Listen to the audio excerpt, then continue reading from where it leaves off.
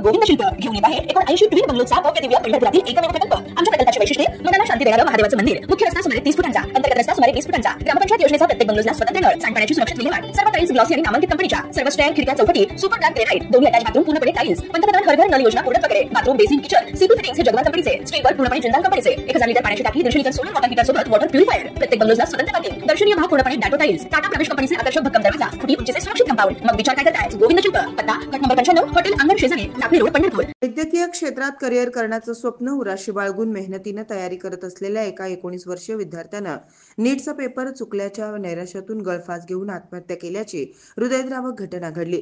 Lucky Sunil Chavan, वय वर्ष 19, राहणार महेशनगर, दिग्रस, यवतमाळ असं आत्महत्या केलेल्या युवकाचं नाव आहे।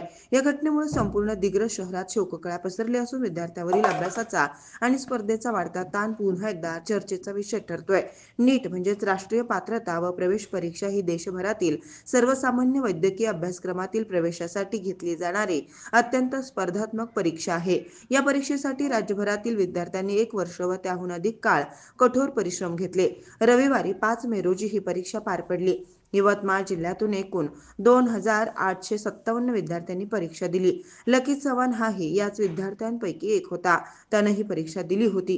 परीक्षेनंतर घरी परतल्यानंतर त्याच्या मनात पेपर बरोबर न गेल्याची चिंता त्याला स्वस्थ बसू देत नव्हती। त्यामुळे तो नैराश्यात आला होता।